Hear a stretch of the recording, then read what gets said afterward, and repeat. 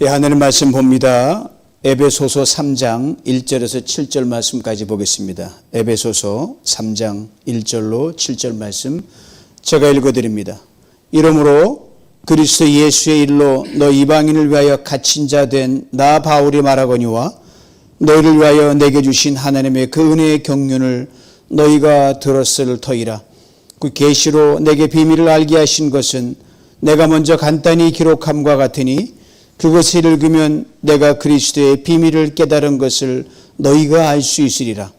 이제 그의 거룩한 사도들과 선지자들에게 성령으로 나타내신 것 같이 다른 세대에서는 사람의 아들들에게 알리지 아니하셨으니 이는 이방인들이 복음으로 말미암아 그리스도 예수 안에서 함께 상속자가 되고 함께 지체가 되고 함께 약속에 참여하는 자가 됨이라.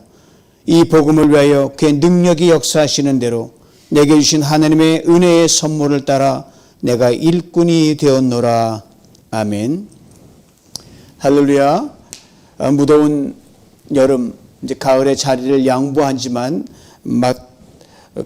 마지막 더위에 기승을 부린 것 같습니다. 오늘도 계신 곳에서 덥지만 성령의 선선한 바람이 여러분 계신 곳의 말씀으로 여러분을 살리고 새로운 소망으로 눈을 뜨게 하는 은혜가 있기를 소망합니다. 내게 주신 은혜의 선물이란 제목으로 함께 은혜를 나누겠습니다. 선물, 은혜, 에베소서를 관통하는 중요한 키워드 중에 하나입니다. 우리 모든 것이 은혜죠. 모든 것이 거저받지 않은 선물하는 것이 없다. 이것이 바울이 오늘 말하고자 하는 큰 픽처입니다. 바울이 자신의 삶을 설명하면서 고린도 전서 15장 10절에 이렇게 적고 있습니다. 나의 나된 것은 하나님의 은혜다. 그렇습니다. 바울은 철저하게 은혜의 삶을 살았습니다. 하나부터 10까지 하나님의 은혜로 모든 것을 설명합니다. 바울이 은혜라는 말을 쓸 때 우리가 은혜 많이 받았습니다. 그것도 되지만 그보다 훨씬 차원이 높고 깊습니다. 단지 입술의 고백으로 은혜 받은 걸 토해내는 것이 아니라 예수 그리스도 안에서 그 어떤 상황 속에서는 하나님께서 바울을 통해 일하신 기이하고 놀라운 일들을 바울이 생생하게 간증하는 그 고백을 담고 있는 말이 은혜입니다. 이런 점에서 오늘 본문은 바울의 짧은 간증문이라고 할 수 있습니다. 1절을 봅니다. 이러므로 그리스도 예수의 일로 너희 이방인을 위하여 갇힌 자 된 나 바울이 말한다. 이러므로라고 했습니다. 우리말 성경에는 이 구별이 안 되는데 원어를 보면요. 이러므로라는 이 단어가 은혜라는 단어를 그 안에 담고 있습니다. 그러니까 내가 지금 말하는 것은 은혜 때문이다. 은혜로 인하여 내가 이 말을 지금 하는 거다. 그냥 말하는 게 아니라 이 말이에요. 갇힌 자 된 나 바울이라고 했습니다. 바울은 지금 로마 감옥에서 에베소 교회 성도들에게 편지를 쓰고 있습니다. 그런데 감옥에 갇힌 것이 은혜라고 말하고 있습니다. 그렇다면 왜 감옥에 갇혀 있는 겁니까? 두 가지 이유입니다. 먼저는 그리스도 예수 때문에 갇혀 있습니다. 다음은 이방인 때문에 갇혀 있습니다. 예수 그리스도 이방인 이전의 바울, 예수를 만나 이전의 바울에게는요, 예수도 이방인도 바울에게는 원수요, 대적자요, 형편없는 존재로 그는 그렇게 생각했습니다. 그런데 바울이 예수를 극적으로 만납니다. 알게 됩니다. 믿게 됩니다. 그리고 예수 그리스도의 십자가와 부활, 그러니까 그토록 경배했던 십자가와 부활의 복음을 위한 전도자로 인생 방향을 싹 바꿉니다. 그래서 지금 감옥에 갇혀 있다는 거예요. 예수를 믿기 전 바울에게는 이방인은 하나님 모르는 백성들이요, 저주받은 백성들이라고 그는 그렇게 생각했습니다. 그런데 예수 그리스도 안에서 하나님께서 이방인도 구원받은 하나님의 백성으로 부르신 것을 깊이 깨닫게 됐습니다. 가는 곳마다 이방인들에게 당신들도 우리 유대인처럼 예수 그리스도 안에서 하나님이 부르시고 하나님의 백성이 되었습니다 라고 전합니다. 자, 그러니까 저는 유대인과 한편이었던 이 바울이 일종의 배신을 한 거예요. 그러니까 유대인 입장에서 보면 또 거꾸로 친구였던 사람이 적이 되는 거예요. 유대인들에게는 바울이 원수요, 대적자가 됩니다. 그리고 이들의 모함과 회방으로 또 감옥에 갇혀 있는 겁니다. 근데 바울은 이것이 하나님이 자신에게 주신 은혜라고 고백합니다. 어떤 잘못을 해서 죄수가 되어 갇힌 게 아니라 예수님 때문에, 이방인 때문에 죄수가 되었고, 바울은 그것이 은혜다라고 탁월하게 해석을 합니다. 그러므로 사랑하는 성도 여러분, 이 무더위가 한층 기승을 이 저녁 밤에 정말 중요한 여러분 질문을 던지셔야 됩니다. 오늘 내가 내 삶을 무엇으로 정의내려고 있는가? 이렇게 각자에 물어보셔야 돼요. 돈입니까? 문제입니까? 관계입니까? 무엇이 나의 삶을 정의내려고 있는가? 오늘 나의 형편과 처지와 상황이 어떠하든 그것이 하나님의 은혜라고 받아들이면 여러분, 그것이 진정한 그리스도의 모습이요, 바로 거기에 생명이 있고 행복이 있고 거기에 넘치는 기쁨이 있습니다. 며칠 전 어느 집사님과 좀 오래 통화를 했어요. 말씀을 들어보니까 그 집사님 말씀이 100% 맞는 거예요. 속상한 것도 맞고 억울한 것도 맞고 오해받은 것도 맞고 인간적 관점에서는 당연해요. 저도 그 집사님 편을 다 듭니다. 그래서 그렇지만 이런 취지의 말씀을 드리며 위로해드리고 기도해드리고 통화를 끝냈습니다. 집사님, 믿음의 주요 온전케 하시는 예수를 바라보라는 말씀을 우리 함께 붙드십시다. 예수 그가 우리를 위해 무엇을 했는가만 집중하고 생각하면 속상함, 억울함 넉넉히 이길 수 있기 때문입니다. 모든 거 다 내려놓고 빼앗기고 무시당하고 멸시당하신 예수님이 아마 가장 속상하고 억울한 분이실 겁니다. 그것도 우리처럼 사람으로서 그래도 속이 상하고 억울한데 아무 잘못도 없는 우리를 지은 창조자 하나님이 우리 때문에 우리 같은 사람으로도 멸시와 천대와 수모를 당했으니까 그처럼 억울한 일이 없으면 어디 있겠습니까? 집사님과 우리를 살리시려고 다 참으셨지요. 우리가 받은 최고의 은혜와 선물이 구원이지 않습니까? 그로 인해서 가장 귀한 것 하나면 다른 모든 것들은 무시될 수 있는 그 하나가 바로 구원입니다. 다른 모든 상대적인 것들 이건 아무것도 아닌 걸로 밑으로 들어갈 수밖에 없습니다. 우리 간절히 기도드리고 빛의 위로를 받고 은혜를 받았습니다. 사실 지금 감옥에 갇혀 있는 바울, 인간적인 관점에서는 정말 바울 그도 억울합니다. 바울 정말 대단한 자랑거리가 많았던 사람 아닙니까? 이렇게 감옥에 갇혀서 이루 말할 수 없는 푸대접을 받을 사람이 아니거든요. 어찌 보면 예수 때문에, 이방인 때문에 모든 권리를 다 박탈당한 겁니다. 하늘을 찌를 듯한 자존심, 그냥 완전 내동댕이 처짐을 당했어요. 바울이 어떻게 저렇게까지 무너질 수 있을까? 근데 바울은 그 어떤 원망도 불평도 없습니다. 내게 주신 하나님의 은혜다! 이렇게 받아들이고 있단 말입니다. 그리고 그가 쓴 다른 옥중 편지에 이렇게 고백을 합니다. 빌립보서 3장 8절 9절입니다. 내 주 예수 그리스도 아는 지식이 가장 고상하기 때문에 내가 그를 위하여 모든 것을 잃어버리고 배설물로 여김은 그리스도를 얻고 그 안에서 발견되려 함이라. 그리스도를 얻고라고 했습니다. 그렇습니다. 바울이 하나님으로부터 받은 최고 최선의 선물이 바로 예수 그리스도거든요. 토마스 아켄피스의 말을 빌리면 이렇게 됩니다. 바울의 최고봉은 지저스 크라이스트다.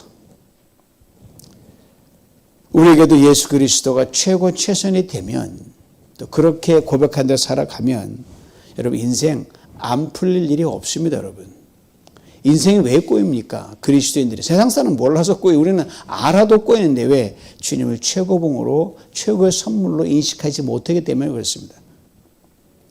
여전히 세상과 예수 그리스도 사이에 내가 있어서 이렇게 좌우를 들여본 이 봅니다. 줄타기를 하는 거예요.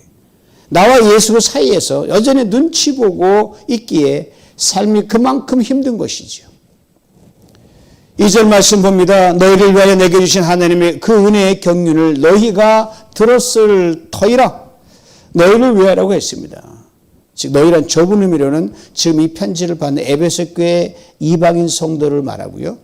넓은 의미는 모든 이 땅에 있는 모든 이방인들을 다 총망라합니다. 자, 자기 동족 유대인도 아닌 이방인들을 위해 하나님께서 바울에게 소명, 즉 이방인의 사도라는 은혜의 청지기직을 주셨다 이 말입니다. 그러니까 바울을 이방인의 사도로 부르신 것은 어제 오늘의 일이 아니라는 겁니다. 영원전부터 하나님께서 뜻하신 그 타임 테이블, 하나님의 플랜이란 말이에요. 이것을 바울은 은혜의 경륜이라고 적고 있습니다. 은혜의 경륜이란 말이 참 귀합니다. 그래서 오늘 우리의 삶에서 우리 각자가 담당하고 있는 크고 작은 일들을 해석하는 마스터 키가 바로 은혜의 경륜이라는 단어이기 때문에 그렇습니다. 여러분 무슨 일을 하도 그냥 마지못하는 일을 하면 이것처럼 죽을 맛이 없어요. 그냥 아침 일어나니 뭐 먹고 살아더니 직장을 가야지 그것처럼 피곤한 게 없어요. 다른 모든 일도 마찬가지예요. 그러나 그렇게 소소한 일상 일조차도 하나님께서 오래전 영원전부터 내게 맡기신 그 일이다.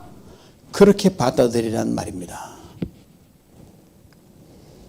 우리가 하는 모든 일을 바로 이 은혜의 경륜으로 생각하고 은혜의 경륜 속에서 인식하면 여러분 우리가 하는 일이 아무리 보잘것 없어도 남이 알아주지 않아도 거기서 감사가 터져나옵니다. 최선을 다할 수 있습니다. 이것을 잊지 말아야 됩니다.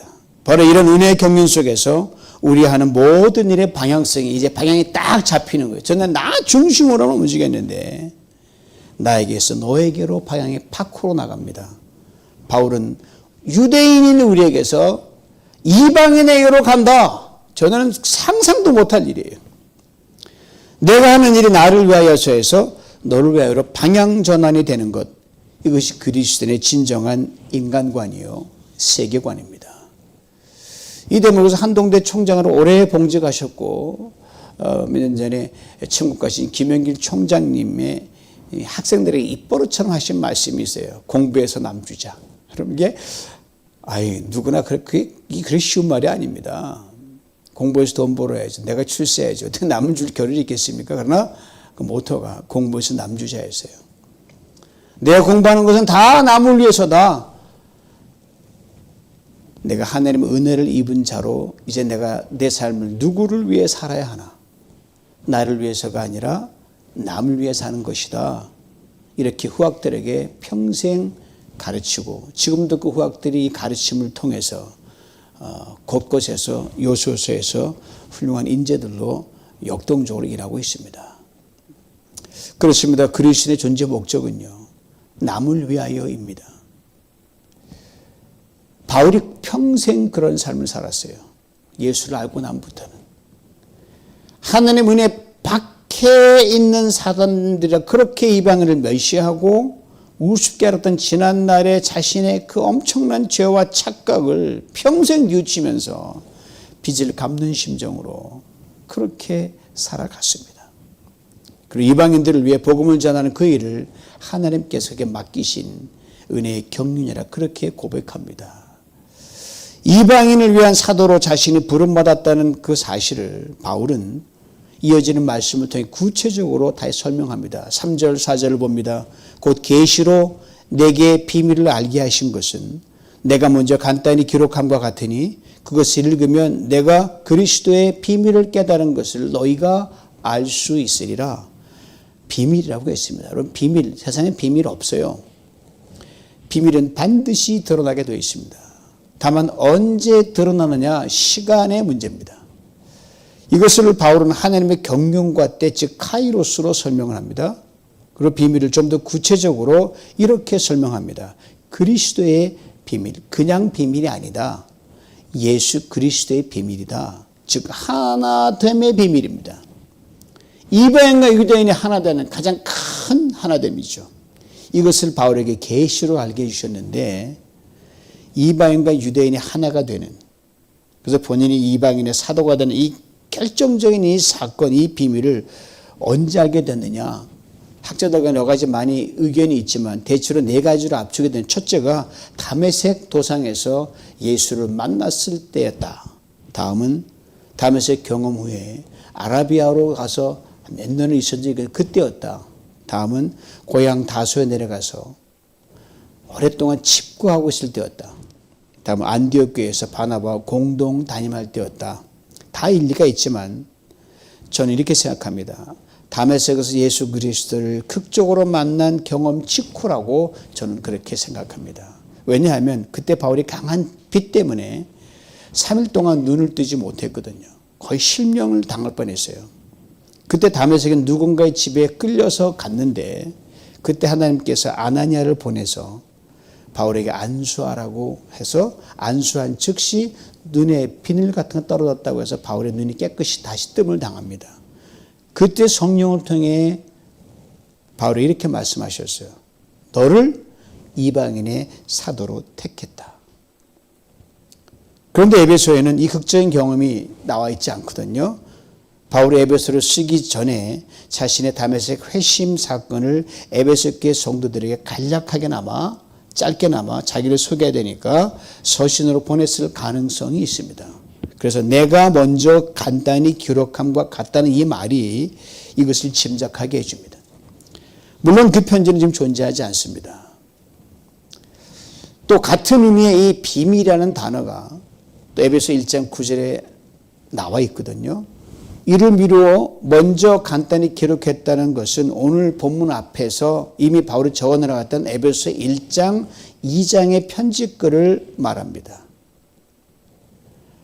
다메섹 경험은 먼저 간단한 편지글로 보냈든 오늘 본문의 앞부분 1장 2장이든 둘 다 가능성이 있지만 중요한 것은 여러분 바로 그 비밀의 내용이라는 겁니다. 즉 바울이 전에는 상상도 못했고 깨닫지도 못했던 이방인과 유대인의 하나됨이라는 사실이에요.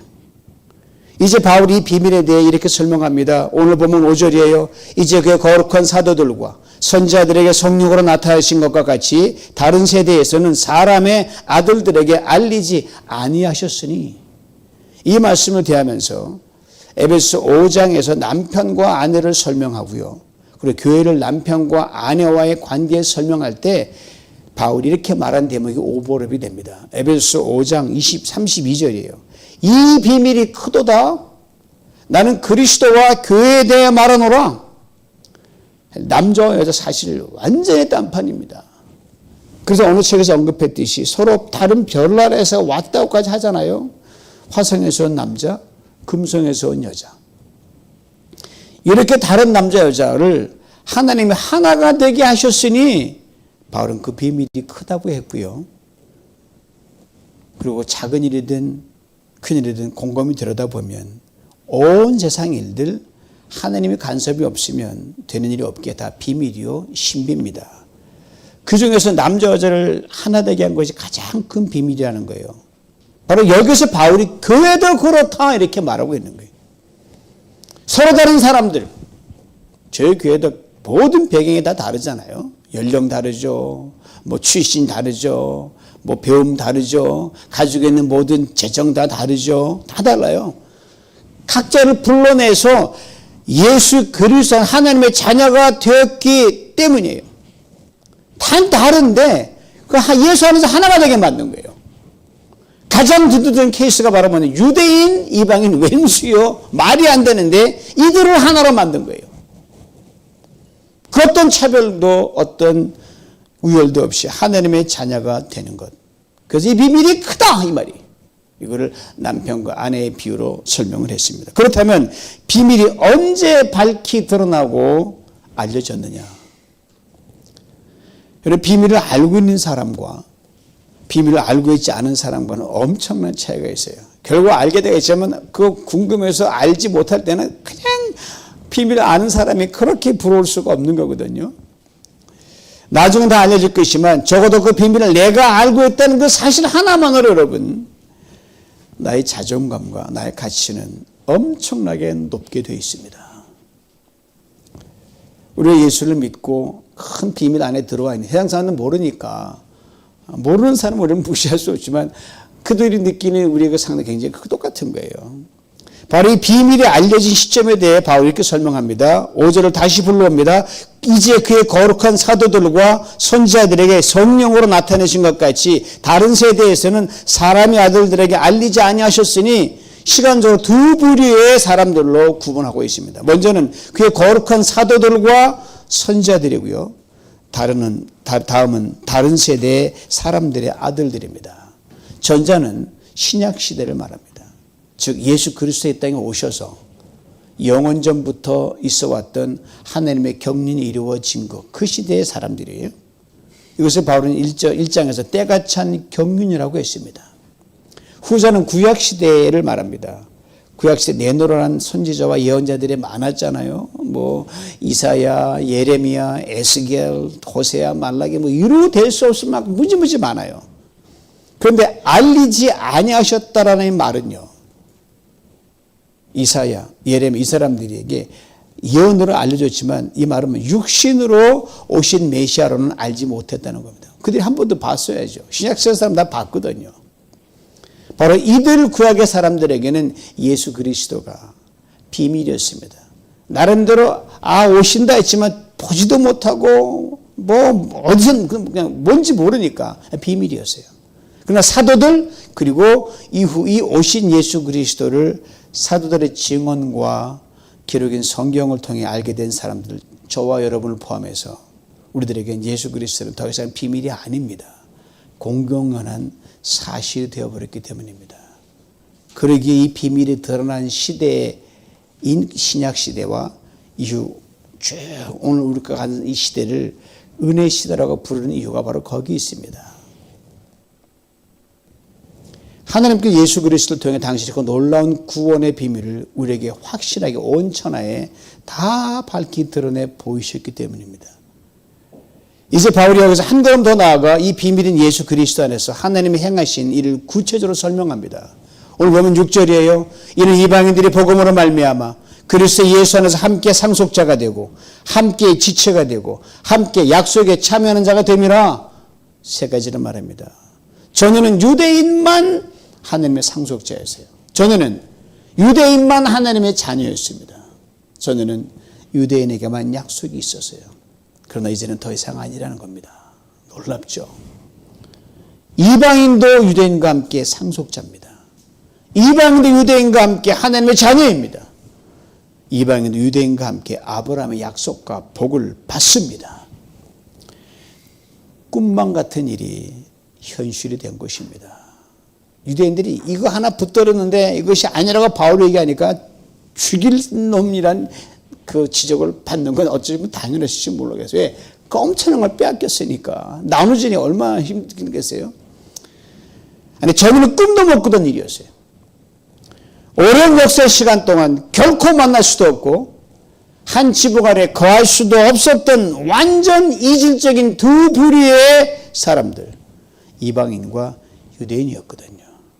이 둘이 하나가 된 겁니다. 모든 권리, 신분, 특권을 똑같이 나눠가는 하나가 된 거예요.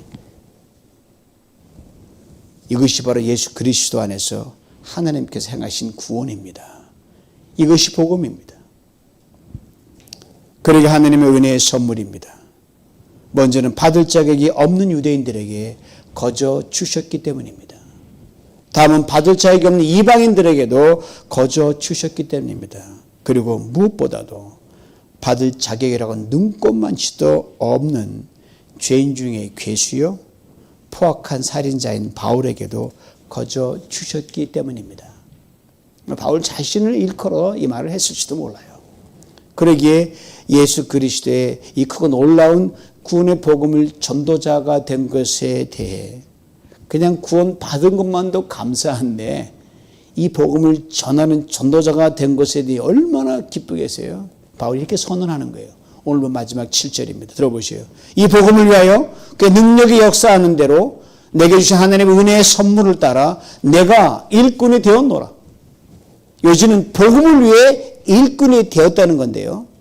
감격도 이런 감격이 없습니다. 특권도 이런 특권이 없습니다. 그래서 바울은 자신이 복음 전도자가 된 것, 예수 그리스도의 복음을 전하는 직분에 대해 이렇게 고백하는 겁니다. 내게 주신 은혜의 선물. 사랑하는 성도 여러분, 그리스도인으로 지금 여러분과 제가 하는 일이 내게 주신 은혜의 선물이라고 얼만큼 생각하며 살아가고 계시는지요. 이미 여러분과 저 우리는 예수 그리스도께서 십자가 부활을 통해 하나님의 아들과 딸로 다시 태어난 하나님의 선물입니다. 그러기에 그리스도는 우리가 하는 말, 행동, 하는 일 하나부터 10까지 은혜 안에 다 주어진 선물입니다. 그런데 바울이 이 선물에 대해 오늘 본문 시작에서 이렇게 말하고 있거든요. 갇힌 자 된 것. 복음을 전하다가 갇혔습니다. 죄수가 되었습니다. 세상에서는 이게 뭐 행복입니까? 저주요, 불행이지요. 그러나 바울은 이것을 이렇게 고백하는 거예요. 내게 주신 은혜의 선물. 참으로 부럽고 닮고 싶은 고백입니다. 그렇습니다. 예수 그리스도 안에서 여러분과 제 삶에 일어나는 모든 일들, 모든 인간관계는 모두 다 선물입니다. 우리가 인정하든 안 하든 선물이에요. 하나님 우리에게 주신 은혜의 선물입니다. 좋은 일도 선물입니다. 나쁜 일도 선물입니다. 가난도 선물입니다. 부요도 선물입니다. 높음도 낮음도 선물입니다. 병듦도 선물이고요. 건강도 선물입니다. 일이 안 풀리는 것도 잘 풀리는 것도 모두 다 선물입니다. 평안도 선물입니다. 위기와 갈등과 불안과 고난도 선물입니다. 아니, 선물 아닌 것이 하나도 없습니다. 모든 것이 내게 주신 은혜의 선물임을 깊이 깨달은 바울은 이렇게 선언합니다. 로마서 8장 28절에 우리가 알거니와 하나님을 사랑하는 자, 곧 그 뜻대로 부르심을 이루는 자들에게는 모든 것이 합력하여 선을 이루느니라. 이것이 인생의 모든 것이 내게 주신 은혜의 선물임을 깨닫고 아는 자의 진정한 고백입니다. 잊지 마시기 바랍니다. 우리가 예수 그리스도 안에서 함께 상속자요. 우리 예수 그리스도 안에서 함께 된 지체요. 우리 예수 그리스도 안에서 약속에 참여하는 자라는 엄청난 사실을 말입니다. 모든 것을 내게 주신 은혜의 선물로 알고 거기에 감격하고 그 기쁨으로 살아갈 수 있기를 원합니다. 또한 상속자가 째째해서야 되겠습니까? 누굴 미워해서 되겠습니까? 누굴 차별해서 되겠습니까? 손을 펴 나눠주기를 힘쓰고 모든 이들 조건 없이 사랑하기를 힘쓰고 예수 그리스도의 복음으로 그 누구도 차별 없이 품으며 나아가야 할 것입니다. 그리 될 때 오늘 말씀처럼 하나님께서 능력으로 역사하실 줄 믿습니다. 예수 그리스도 안에서 누리는 이 은혜, 이 특권, 이 능력으로 무더운 여름 매일매일 승리의 삶을 살아내시길 주님의 이름으로 축원합니다. 하나님 아버지 감사합니다. 내게 주신 은혜의 선물이 이것저것만 아닌 모든 것임을 고백한 바울의 고백이 우리의 고백되는 삶으로 다시금 재조정하기를 원합니다. 하나님, 모든 것을 은혜의 선물로 받아들이는 그 상황 속에서 하나님께서 모든 것을 참으로 선이루실 걸 믿고 나가는 그 삶 속에서 우리는 기뻐할 수 있고 감사할 수 있고 모든 일 사랑할 수 있고 품을 수 있고 하나 우리 삶에서 이 받은 바 은혜를 나눠주는 전도인의 밝은 빛으로 나갈 수 있음을 믿사오니 그런 삶을 살 수 있도록 전능하신 아버지 하나님 우리를 도와주시고 이 믿음으로 나갈 때 능력으로 역사하여 주시옵소서. 예수님의 이름으로 기도하옵나이다. 아멘.